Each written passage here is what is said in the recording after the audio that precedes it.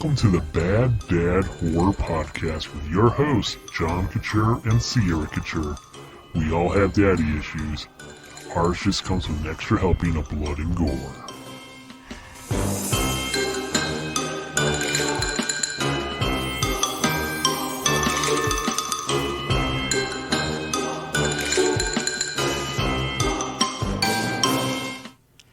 And welcome back to the Bad Dad Horror Podcast. I'm the original Bad Dad himself, John Couture. And I'm Sierra Couture.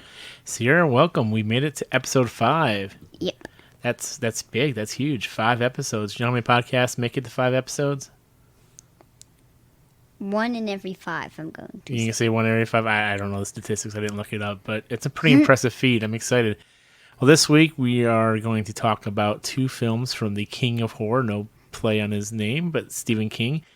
A couple of books that were turned into movies, and it should be a fun little excursion this week. Are you feeling good? Yeah. All right. Well, let's give a little brief recap for those of you who may be joining for the first time. Wondering what the heck is the Bad Dad Horror Podcast? Basically, Sierra, my daughter, is 10 years old, so she's a tween, and she recently watched Stranger Things and loved it and said, Dad, I want to watch more horror films. Now, of course, as a parent, we no longer have video stores and clerks that can give recommendations or age-appropriate stuff to children these days, so we actually have to be that for our kids. And I thought this would be a great opportunity to go through some of the classic and horror films and kind of bring Sierra, as well as anyone else who's listening along, on a journey into the history of horror before we get into some of the more modern stuff. And so far, I'd say it's so good. You having fun, Sierra? Yeah. All right, well, let's buckle up and get started this week. I'm going, Mama. And things are gonna change around here. Witch. That's Satan's power. It's nothing to do with Satan, Mama. It's me. Me. If I concentrate hard enough, I can move things. Satan is clever. Mama, I'm not the only one. Other people can do it. I read about it. Oh, you poor child, don't you know? He doesn't let you know he's working through you. I know. He entered your father and carried him off. He ran away, Mama. The devil tempted him. He ran away with a woman, Mama.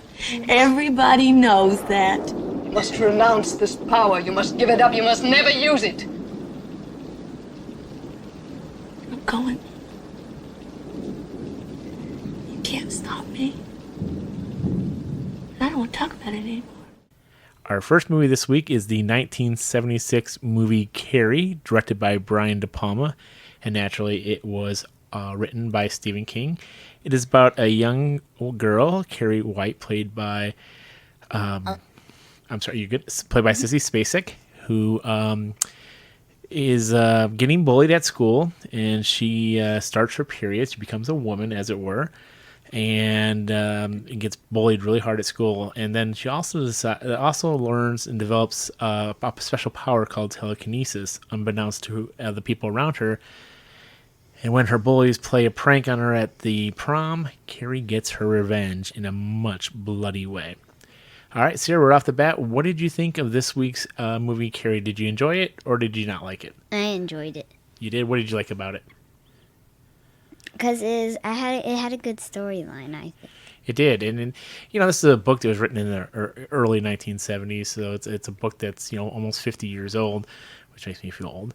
But it's it has a lot of themes that still carry true to this day. I mean, one of the biggest issues in school, as you know, since you are right now in 5th grade, is bullying. And could you see a lot of the same issues of bullying that you see in school these days? Yeah. For sure. Do you get bullied at school, Sierra, like this? No? No one's ever thrown female products at you in the shower after gym? No, we don't. One, we don't have showers after gym. Sure. Because it's I said we don't have showers after gym, and then See, that's one big Second- difference from the 70s until now. They don't sweat enough to take showers after gym class. and then no one really bullies at our school. Well, that's good. You're fortunate. Unfortunately, though bullying is still a big problem in most of our schools across the country. You do go to a very special magnet school, and most of the kids there are great kids, and there isn't a real big bullying problem at your school, which is we're very grateful for. But certainly in other schools across the country, bullying is a huge problem, and certainly this is a film that kind of resonates even back then what we're feeling now. Now, I wouldn't say there was a lot of blood and guts in this, Sierra. Yeah, there wasn't. But there was certainly a lot of mature themes. There was, again, parents beware. Having not seen these movies a lot since, 10, 20, 30 years, you kind of forget. And while I sort of recalled the opening sequence in the shower scene, and I didn't fully grasp all of it, so there is definitely, if your kids are, or you're against, there is a lot of nudity in the beginning, full frontal female nudity. There are a lot of themes. A young lady becoming a woman for the first time, going through her period, which, hey, see, it saves us a conversation I guess we need to have later on. Watching this movie, what do you think? You ready to go? We don't have to have a conversation now? Yeah. Yeah, you're good? Well, I already knew. You already knew? You're 10 years old? I'm a guy. I didn't have any sisters, so I don't know. I don't know when young girls get these conversations, but thankfully your mother has probably already prepared you, so this is good. Okay, let's move on beyond that, because that is uncomfortable. That is the scariest thing for me on this podcast, talking about those issues. Sierra, one of the things about Stephen King, and again, he is the king of horror. Eventually, someday you're going to read his books, and you're going to love them, because they are amazing, and certainly up your alley of what you want to get into.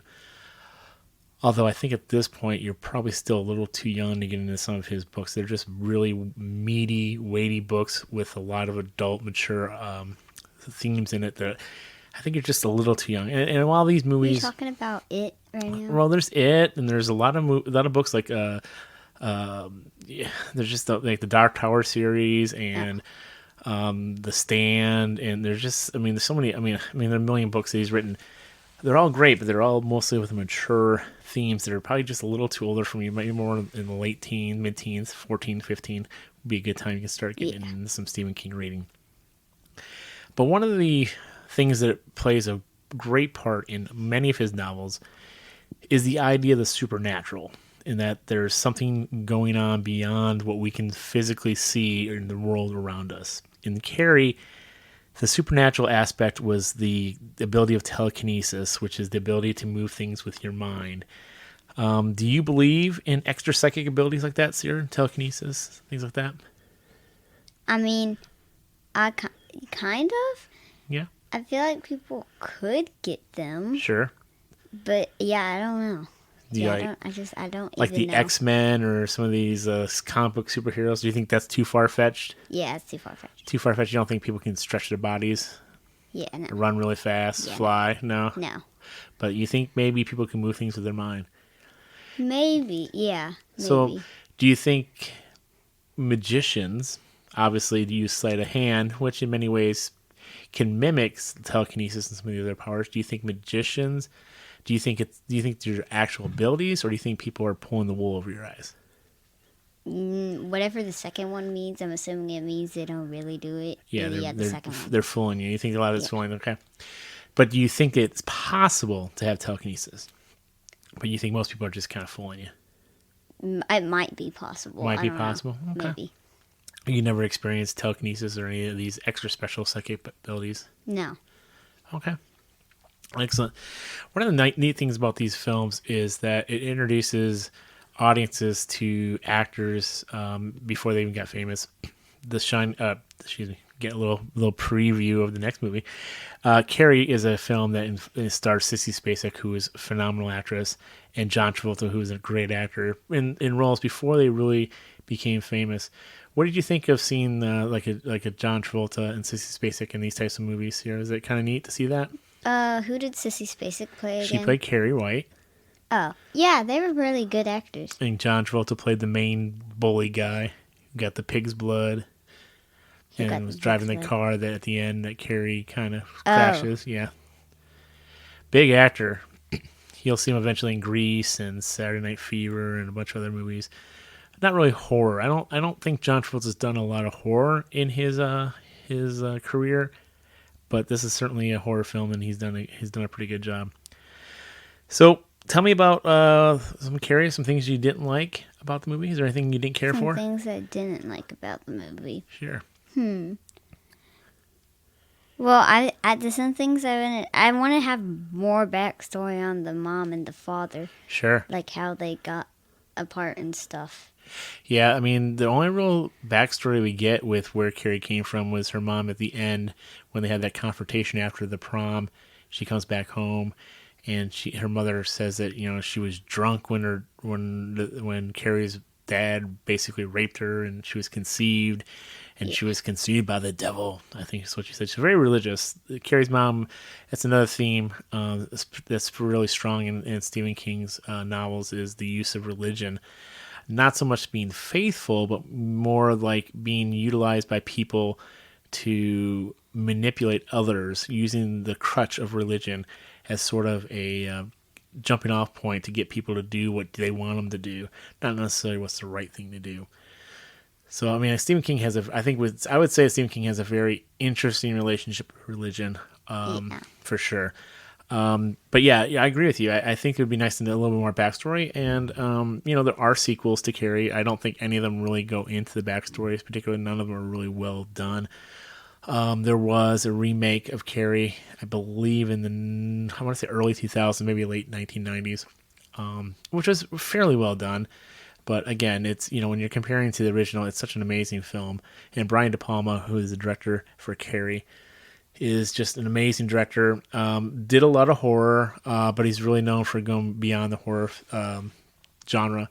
And, with these two films this week, you really get a good grasp of some really great directors on the way up. Although, and you could argue that Stanley Kubrick was already established by 1980. Sierra, so let me get your final thoughts on Carrie. What were some of the things that you enjoyed, and what would you rate Carrie if you were rating it out of a scale of 1 to 10? I really like the storyline, as I said before. Sure. And I like the character Sue. Sure. Yeah, I liked her a lot. And yeah. Yeah, she was, she was the one survivor of the prom, and she was a character who you didn't really understand what her motivations were. I think they were good. I think ultimately you can argue they were certainly good, especially at the end. And being the only survivor, I guess you're certainly supposed to come to that conclusion that she was a good character, because she arranged for her boyfriend to take Carrie to the prom, which really kind of set the plans in motion by the bullies to spill pig's blood on her head. Spoiler alert, if you didn't know. But she seemed to be not involved in the plan. It was left ambiguous throughout most of the movie, but at the end you really get the idea that she didn't know what was going to happen, and she really just tried to prevent it from taking place. And she was one of the characters who redeemed herself, I think, in the eyes of Carrie Wright, and that's probably why she survived. But it also brings up a good point, which is another horror trope that we haven't really gotten into yet, but will certainly play into spades as we move along in the next few weeks, is the idea of the ambiguous, odd ending, where it's not quite over and you don't really know what happens. At the end of Carrie, Sue, who is the lone survivor, is shown going back to the place where Carrie's house once stood. After she gets her revenge on her mom, the house kind of implodes upon itself and disappears in a way. And so she, Sue's putting flowers down on the plot where the house once stood, and then a bloody Carrie's hand reaches up and grabs her and pulls her down into it, and then it's revealed that that part was all a part of a dream. But again, is it real? Is it not real? That's kind of one of those horror tropes that comes into it. So again, rating it from a score of 1 to 10, where would you put Carrie on the spectrum? 8.9. 8.9. You're very specific with your ratings. Excellent. At one point, we're going to start keeping track of this. And finally, Sierra, the question I have to ask you after every movie, do you think I'm a bad dad by showing you this film? You don't? No, because it wasn't that bad. I mean, it wasn't that gory Right. and gross. Yeah. I hear you. It certainly there's definitely a lot of mature themes in the film. Again, full frontal nudity, which a lot of people have issues with. We're not a family that has a big particular problem with it. But so certainly there's some red flags that if you don't particularly care for that situations, then you certainly don't want your children until they're a little older to be invested in that. But in terms of the bloody aspect of the violence, Texas Chainsaw Massacre was certainly more violent for sure. In other films that we've seen, so I can see that. So I'm going to give myself a pass. I think I definitely think it's more of a film that's probably better served for teens, like that 13, 14 threshold. But I think you could handle it. Any nightmares from this one? No. Excellent. Okay, well, that wraps up our discussion on Carrie.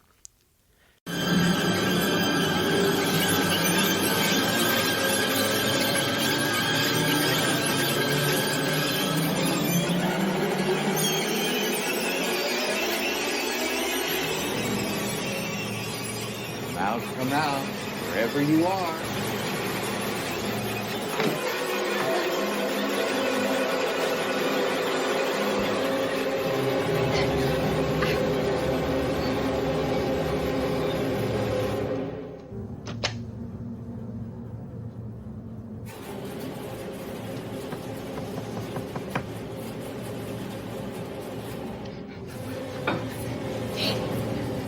I can't get out.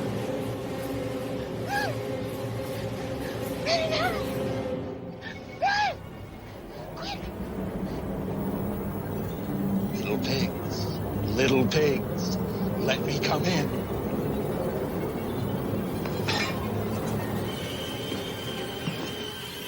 Not by the hair on your chinny chin chin. Then I'll huff, and I'll puff, and I'll blow your house in.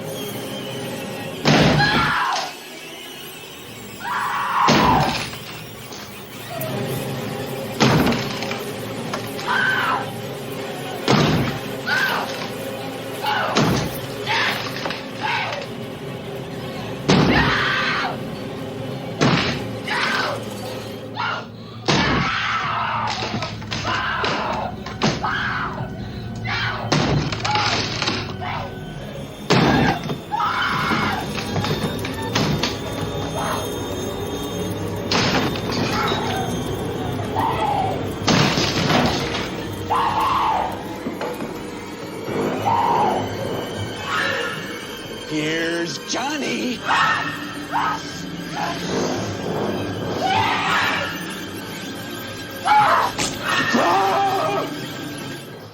And moving along, our second film this week is also a Stephen King written film, and it's The Shining, 1980 film directed by Stanley Kubrick. And Sierra, what is the one thing about The Shining that stood out for you? Like how the guy went spoiler, how the guy went insane after all the time thing. Like, really, I mean, I haven't really seen that happen before. Mm-hmm. Like, the characters always seem to be, like, already insane, not, like, slowly going insane. Yeah, with over 2.5 hour film, the movie spends a lot of time, the book as well, spends a lot of time in the development of Jack Torrance and his mental decline as the isolation of being the caretaker of a cut off hotel takes its toll. And hold on one second. One thing I should have set up a little bit of in case you're not familiar with The Shining. The movie is about a family led by Jack Torrance and his wife and young son. They become caretakers of a resort hotel in Colorado over the winter. They spend 5 months in isolation, taking care of the hotel, making sure that it doesn't basically get consumed by the dangerous winters. And as part of it, they're cut off from the rest of civilization.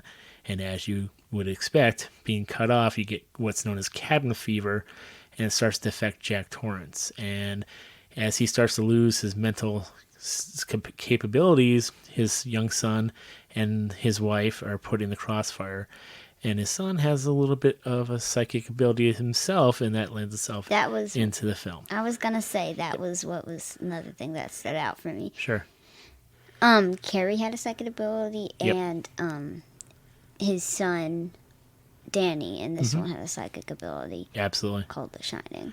Yep, it's like a telepathic type ability. Stephen King gave it the name Shining. Obviously, it's the name of the book. It's the name of the film. And he was not the only one that had it. Correct. There are others. Most famously in this movie, Halloran, played by Scatman Crothers. fabulous role, is in it. And not to get too ahead of ourselves, there is a sequel called Doctor Sleep that we find out there are other people that have this ability, The Shining, out there. So, and again, and this is why we kind of marry these two films together. Not only are they directed by the king of horror, Stephen King, or written by Stephen King, but they're also deal with the horror of extra special abilities that humans have, if in telekinesis, in the sake of Carrie, and telepathy, or The Shining, as it were, in The Shining. So again, I ask you the questions here. Do you believe in the telepathic ability? Do you believe that humans have the ability to communicate with their minds? Now, like the way Danny had it in this one, sure. where he could see like dreams of stuff happening to other people. Sure. I believe you can kind of do that. Okay. Like, So like fortune tellers who see the future and then tell your fortune, you go to a fortune teller and you believe that? no, No? not those people. Well, I mean, I think there's... Well, I feel like people can have dreams about stuff Sure. that's going to happen in the future. Like, I feel like that can happen. Yeah, But I I don't get know. that. Yeah. But yeah, I agree. Most charlatans out there that are telling the future are really doing it to get $20 off you and say, "Oh yes, you're gonna have a wonderful life and be married and have 3 kids."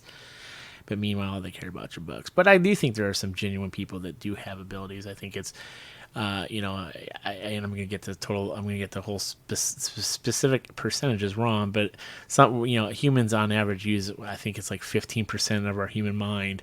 So there's like 85% of our human mind that is unused and untapped. So, and I think people are on a spectrum in terms of how much they use of their brain power. And if people start using more of the brain power than others, then I think that you can unlock abilities like telekinesis and telepathy. But I do think it's rare. I do think, interestingly enough, that in the future, I think we're going to have the ability to unlock these powers. What do you think about that? I thought that the rumor about only using 15% of your brain was fake, because there's a lot of like stuff saying it's fake and a lot of stuff saying it's real. I'm not sure about it being fake or not, but tune in next time and we'll have a correction see if I'm right or Sierra's right.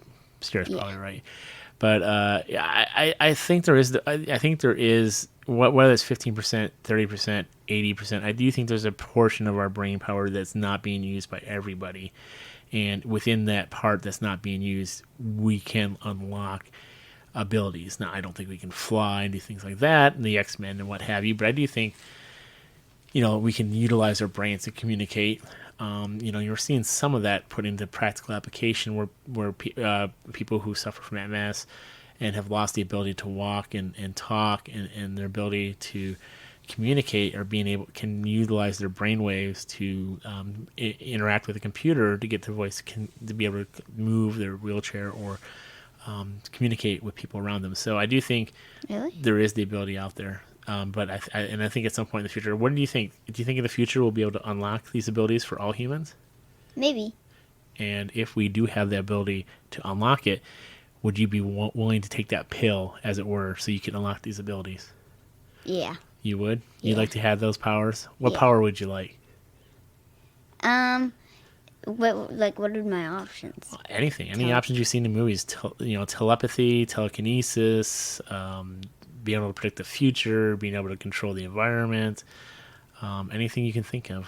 What is a superpower or a extra human power that you would like to have in the future if they unlock it? Predict the future. You Because would? then it can stop things from happening. Yeah, Sure. predict the future. Well, aren't you altruistic, Sierra? You would like to be able to predict the future so you can stop things from happening and helping other people. Most people would say, I'd love to predict the future so I can go get the lottery numbers and win $1 million. You wouldn't want to do that? You wouldn't want to win the lottery? You'd use your power for good? I mean, I could use the lottery, but no, Okay. that wasn't Yeah. what I was thinking. So you'd be a superhero and not a supervillain? I don't know. You don't know? Well, I'd mostly use it to see what would happen to stop people from stop people from doing dumb Bad things. So you'd be a superhero. That's pretty good. We call you Sierra the superhero. That'd be neat. Well, Yeah. what would your catchphrase be? My catchphrase. Yeah, what would be your catchphrase? If you were a superhero, you could see the future, and you'd help protect other people, stop people from doing dumb things. What would be your catchphrase? You're welcome. You're welcome. All right. Easy and to the point. And we could talk about The Shining ad nauseum. We could do a whole podcast about The Shining. It is one of the only horror films that Stanley Kubrick directed. He is and again, I know you don't have a lot of backgrounds to Stanley Kubrick. He is a phenomenal director, well known for being meticulous in his filmmaking and preparation. Everything on screen has a meaning. And we saw a little bit of a documentary, Room 237, where they delve into some of the deeper, crazy conspiracy theories surrounding The Shining, about how The Shining was really a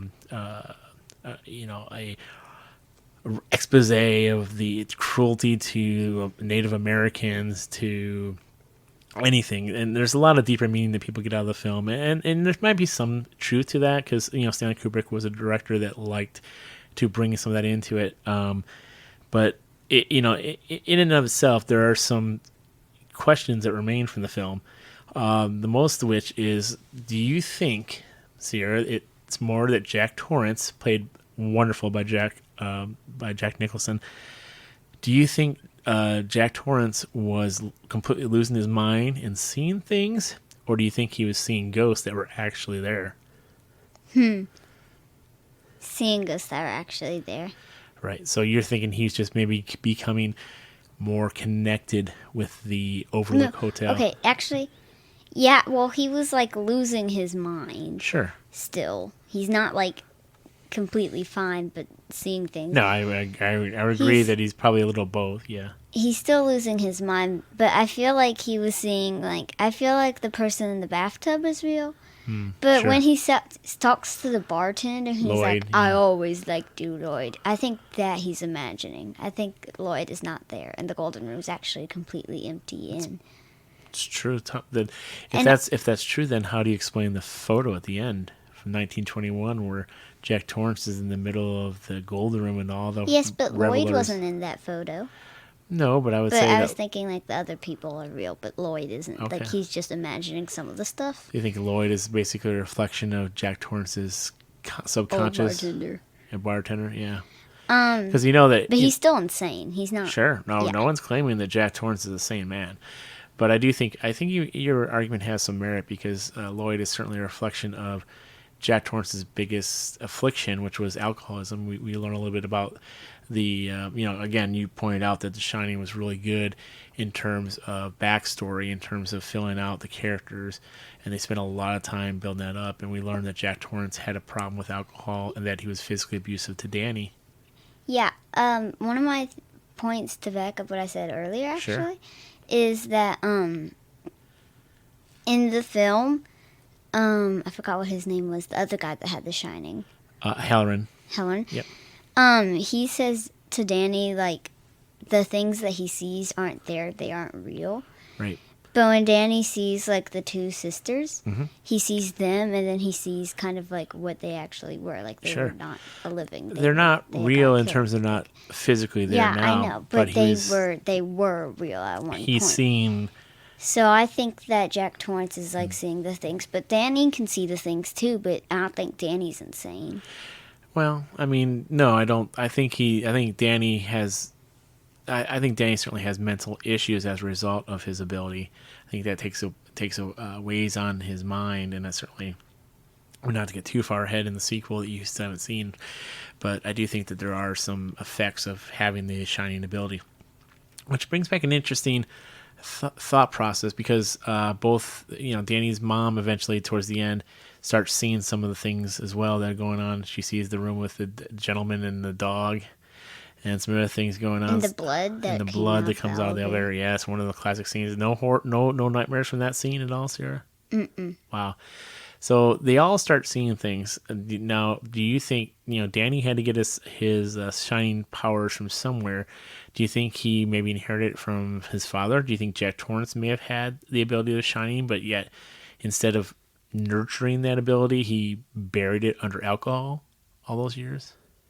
He may have gotten it from his father, but his father doesn't just have the shining. Sure. He has the shining, is a drunk man, and is insane. So he's Yep. a combination of three bad things. Yeah, and it is now certainly he's it is certainly a perfect storm of things that come into effect, and then ultimately, resolves itself in the wonderful picture where we put our podcast picture in terms of where Jack Torrance is,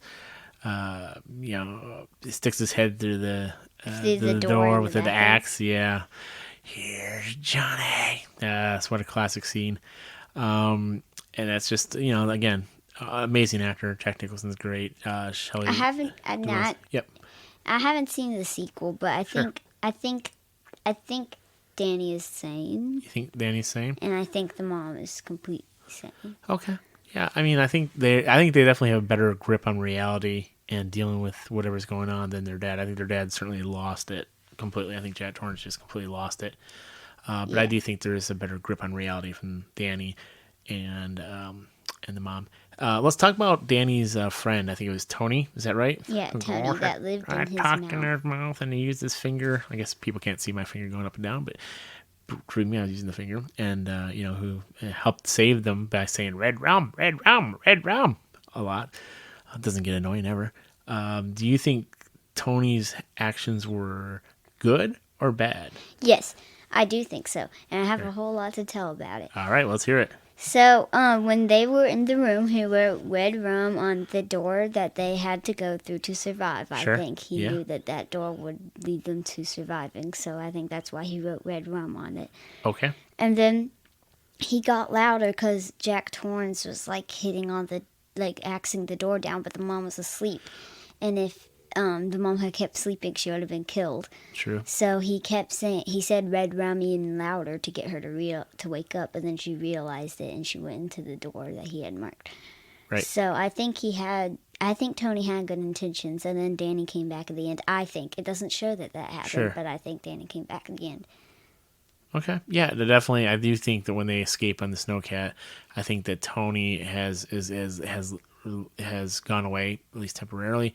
Danny has been back full control over the body, and when she embraces him, when Danny comes out of the hedge maze, I think it's definitely Danny. So that makes me an interesting question, Sarah. We never asked. Do you believe in ghosts? Yes. Yes, you do. Have you had any encounters with ghosts, or any encounters that you would think about? That could have been a ghost. Well, sometimes I get poked in the back. Really? But no one's actually there Like in But this house, or just randomly Yeah. at school, or in this house. But Really? I've never actually seen something. I just get poked sometimes. wow, And interesting. it doesn't happen often. I think it's happened 4 times. But Okay, I'm learning things about my daughter here, people, on the podcast. Who knew?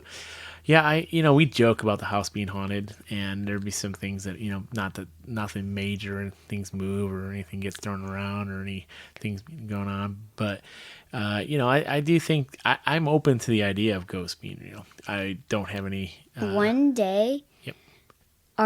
the light in our laundry room just no one had touched it, Sure. and it just broke. Right, the glass Yeah, it just enclosure that's fell. on top of the glass enclosure that kind of just snaps in to the fixture fell, and it broke and shattered into 1,000 pieces. It could have been a ghost, or it could have just been faulty clips that were showing their age and needed to be replaced. Good I guess point. that's something I should have done, but I don't know. It could have certainly been a ghost. And that brings us to the last point I kind of want to touch upon. In the film, Jack Torrance, Wendy gets him locked, knocks him out with a baseball bat and locks him into that food pantry. And he's locked in. There's no way out. And obviously Wendy didn't let him out, and we don't think Danny let him out. In the film, Grady, the ghost, lets him out. Do you think the ghost does that change your opinion on whether Jack's completely losing his mind? Because there has to be something there to open that door, right? Good point. Yes. I don't know though, because even if it is a ghost that's actually there, how would it be able to open the door? And if he's imagined things, again, how would it be able to open the door? Yeah, I wonder what let it out. It's a good point. It's one of those unanswered questions, and people spend millions of pages on the internet trying to decipher and figure it out. I do think that if it was all in Jack's head, if it was all in his head, and there were no ghosts or any apparitions or anything going on or any evil, malevolent presence in the Overlook Hotel, if there was none of that, I don't think he would have been able to get out of the pantry without that help from Grady. So I do think whether or not ghosts are real, malevolent presence, I do think that what the ghost of Grady was able to affect, because there are some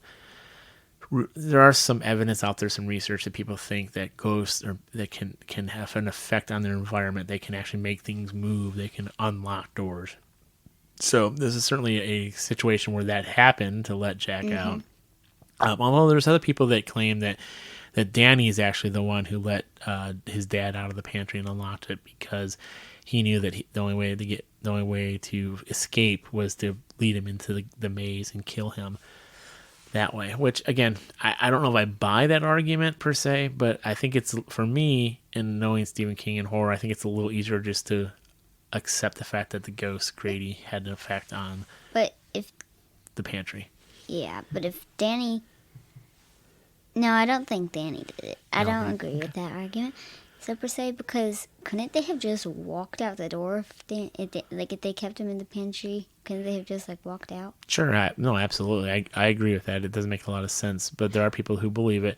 There are some people that think... I realize why now. Okay, what's that? Because, they could have just waited for the guy to get there in his well, mobile. the problem is I don't think Danny realized he realized he was communicating with Halloran, but I don't think he realized that Halloran was on his way back to the Overlook. So he had no way of knowing that they were coming up with the cat. It's a possibility. I'd leave it about 5% possibility, but I think 95%. I'm believing it was a ghost. I'm believing it was Grady. And I think that the Overlook certainly is a place that has superpowers, or has been touched by so much evil that it's started to take a little bit of manifestation in the building itself. I think that's pretty obvious with what people are seeing. So I just think it's one of those evil places. And speaking of evil places, we are certainly going to get into some evil places next time. But before we get to there, Sierra, I want any final thoughts on The Shining? I definitely believe that it was Grady the ghost that let him out, because when he gets out, you see Danny climb out of the pantry that he had already gotten in. Right. And you don't seem to see any changes in the pantry there, because it assumed that Danny got out and unlocked the door and then came back in. Yep, good point. So I think Danny didn't do it. No, I'm with you. I think it's the ghost. But there are people that believe that. There's people that believe a lot of things. Yeah. But just because they believe it, just because they post it on the internet, or just because they have a podcast, doesn't really make it truth. We're just out here putting words out there in the ether, and who knows who's listening and who's paying attention. So finally, how would you rate it, a score of 1 to 10, The Shining? I think it is a 9.8 out of 10. 9.8. I believe that's the second 9.8. So 2 9.8s in this episode. It's impressive, Sierra. No, the last one was 8.9. Oh, 8.9. I'm sorry. Carrie's 8.9. This is 9.8. Was this your favorite movie so far? The favorite horror film that you've seen? Yeah. Awesome. And again, we always ask, do you think I'm a bad dad by letting you watch this film? No, but if you have a problem with nudity... There is a little bit of, again, female full frontal nudity, yep. Insane. And mental health issues, sure. And violence. There is a huge violence. There is not too much gore, but there is a lot of violence. I mean, there's a whole hallway of blood that comes out of the elevators. I mean, there's a little bit of gore. Point. But there is more of a menacing type of violence. As Jack Torrance loses his mind, he certainly becomes more... And again, I think it's a reflection of Jack Nicholson, the actor, becomes such a huge presence. And his evil is just pure poetry on screen. There's nothing really like it. It's hard to explain. But he's perfectly cast as Jack Torrance, for sure. And I do think I don't think the horror gore is at a big level. Sure, there's some eeriness to it. I think that I'll give myself a pass, because I think The Shining, beyond being an excellent horror film, is one of the, I would say, easily the top 50 movies ever made, or top 100 for sure. And beyond horror, I think it's just a film that Stanley Kubrick came together with Stephen King. And even though Stephen King has famously said that he doesn't care for this version of The Shining, I do think that the film is one that transcends what's written in the book. And for me, it's one of my favorite horror films. Really? Did he say that? Yep. Stephen King has famously said, and I think he's backed it off of it since the film has gotten such a large fan base behind it. But he famously was not a fan of the Stanley Kubrick's vision of The Shining, which is unfortunate because I think a good film is one where a filmmaker puts their personal stamp on it and is able to bring something that was not on the page, as it were. And I think Stanley Kubrick certainly did that this time. I have one last thing to say. Sure. It's not really relevant, but in the scene where they're like, Jack Torrance is in the bar and they're heading to the bathroom with Grady. Yep. You see this woman in a yellow dress. You can go back and see it, but I think at the bottom of her dress there is a red, blood hand. I don't know. I could be wrong because I don't know if they came... part of the design of the dress. I don't know if they came up with that design for horror yet. But I don't know. I think there's certainly things to be discovered. They're digging into it because I think that whole party, and again, the film ends on that picture. So obviously Stanley Kubrick wants you to delve into it deeper. The 1921 party at the Overlook, the New Year's Eve, I think it was July 4th party at the Stanley Hotel. 4th of July. Or the Overlook. Yeah, it was the 4th of July party, and I think it's certainly something there. So maybe there was some part of that bloodshed that was part of that party that we never got into. Maybe there was some that went on there. Something had to have happened at that party, I feel like. I completely agree as well. Well, that'll do it all for this week's episode of the Bad Dad Horror Podcast. And looking ahead, we kind of teased it a little bit, but next week we're going to start getting into some places that have some horrific and terrifying things that cause horror. You can try to guess which ones. There are 2 movies. I think they will. But if not, they can just wait until the 6th episode and they'll find out. So until then, we'll be back. There are certain rules that one must abide by in order to successfully survive a horror movie. Never, ever, ever, under any circumstances, say, I'll be right back. Because you won't be back. I'm getting another beer. You want one? Yeah, sure. I'll be right back.